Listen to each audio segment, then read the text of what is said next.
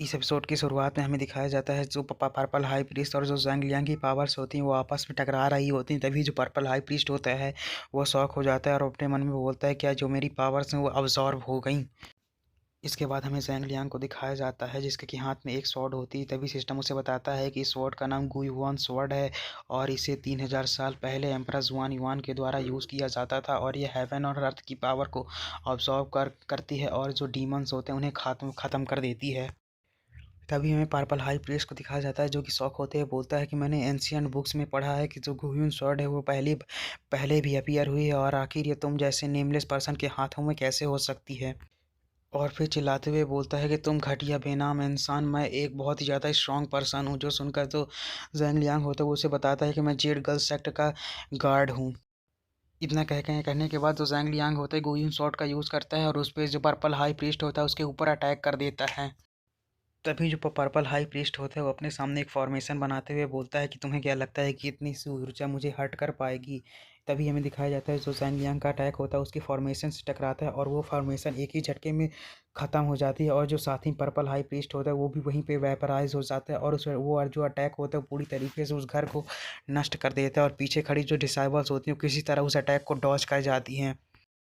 तभी हमें voice sect leader को दिखाया जाता है जो कि अपने डिसाइबल से खिलाते हुए बोलती है कि जाओ जल्दी से जो सेक्ट लीडर है उन्हें खोजो। जो सुनकर जो उसकी जो डिसाइबल होती हैं वो भी हाँ में नोट करती हैं और जो सेक्ट मास्टर होते हैं उन्हें खोजने के लिए आगे बढ़ने लगती हैं।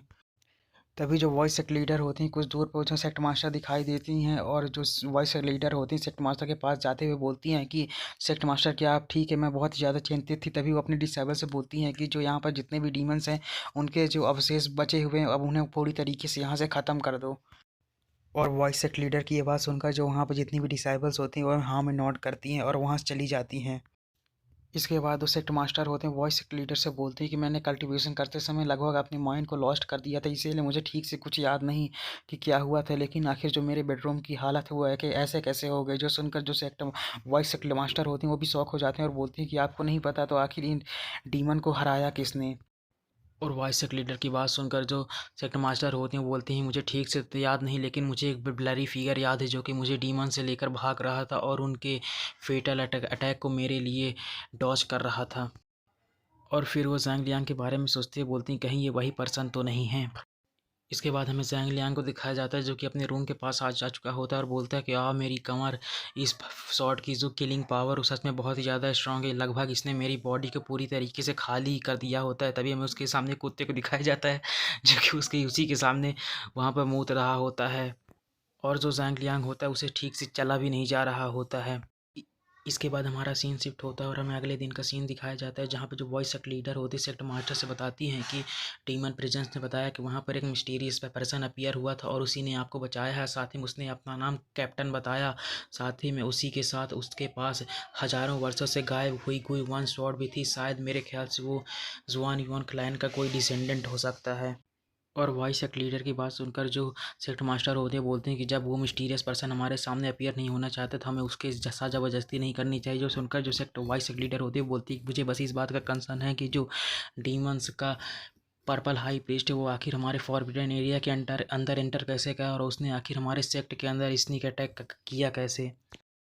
और साथ ही में जो जियान से के कुछ समय पहले जो डिसाइबल्स उन्होंने हमारे इस सेक्ट में जब बाईपास किया है, लगता है उनसे इन्हीं का कुछ लेना देना हो सकता है क्योंकि हमने उन्हें उन्हें वहाँ से बेइज्जत करके भगा दिया था। जो सुनकर जो सेक्ट मास्टर होती हैं वो भी बोलती हैं कि हाँ, और जो और भी सेक्ट के अंदर जो डीमंस हैं वो भी धीरे धीरे मूव कर रहे हैं। मुझे लगता है कि वो लोग कोई बड़ा प्लान कर रहे हैं।